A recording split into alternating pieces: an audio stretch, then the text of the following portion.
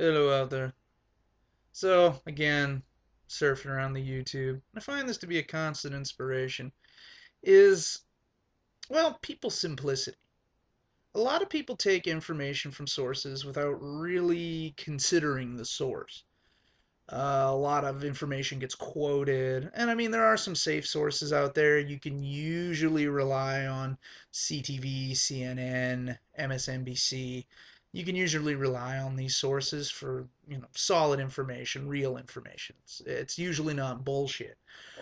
But even in the instances of these strong media sources, you have to take into account that there's always context and that it's always being brought to you at minimum second or third hand.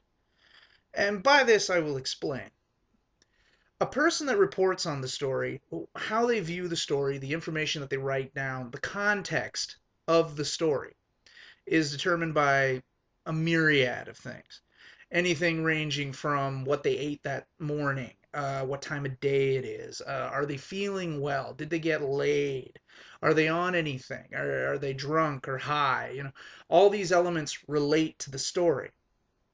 They then take that story in its raw form and then they break it down into simple bullet point where the information is being, bam, just pow, pow, pow, pow, pow, pow. All the information is there and it's being thrown at you.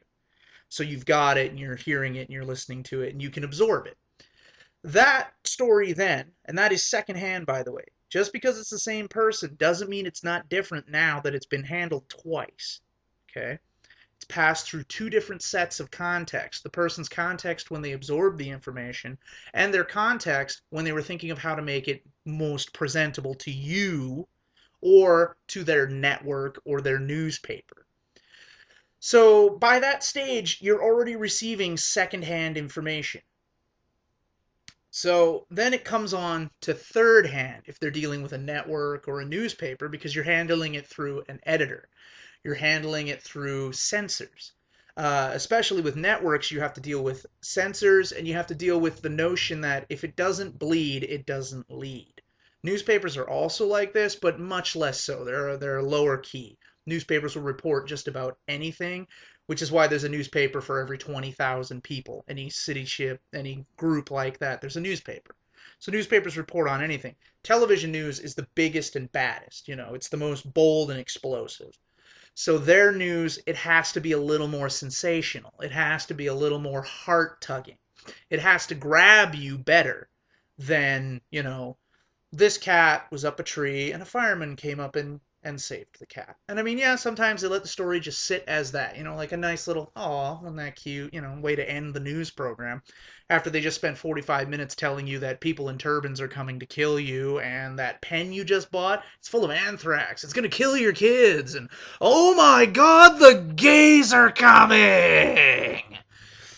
So that's just if you watch Fox News.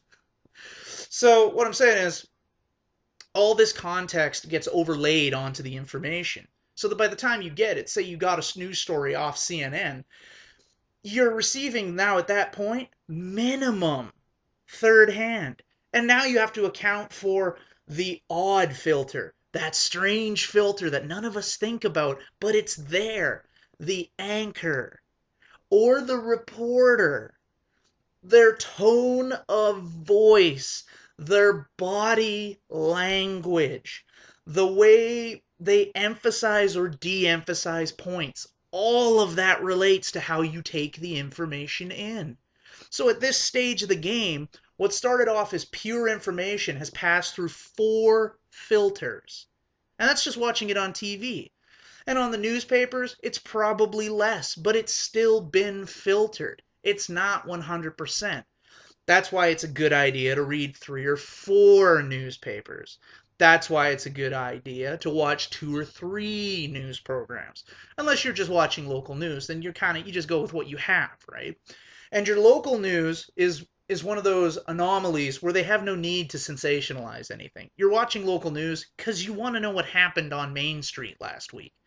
You want to know what were all those fire trucks ripping around town for yesterday? What was that all about? Earlier today, there was a car crash right on the main drag, a 4-car collide at a 4-way intersection. Anybody get hurt? I'm curious. Are people okay? So that's a whole different kind of news. So if it's local news, you can usually trust it to be one for one what it was.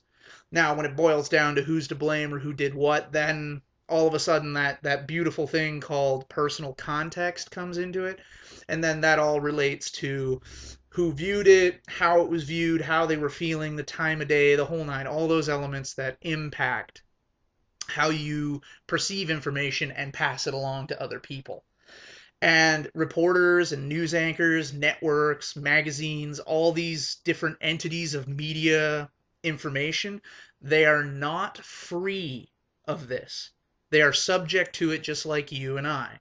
So you may know girls that feel one way on a subject because they're girls. And there's guys that feel one way on the same subject just because they're guys. That's called personal context. That's not the only way it exists. That's just the easiest way to explain it. A lot of guys have no opinion of abortion unless they're rich, privileged, and white and very, very stupid. That's my personal context, by the way. And most women have an opinion on abortion. Again, this is all my personal context. You may agree with it, you may not. But these are just examples. I'm using that as an example of personal context as well as an example of my personal context. So once again, the information you're taking from me, it has to be taken into consideration how I'm feeling today, what I'm doing. And you do have to give up a little control. You have to give up a little power and assume that the person that's giving you this information is doing it with the greatest of intentions and they have no interest in laying bullshit on you. And again, that is where you have to use your personal context to your advantage. You have to look at it objectively and leave out anything. Take it 100% flat as what it is. Don't look at the color. Don't take the sensationalism. Just look at it flat. Take the bullet points. And I think people will be better off that way. I think they'll make smarter statements. I think they'll be better informed as a person to their surroundings and what's going on if they do this. So, again, just, use your common sense. And if it's not that reliable, go upstairs and get your mom to do it for you.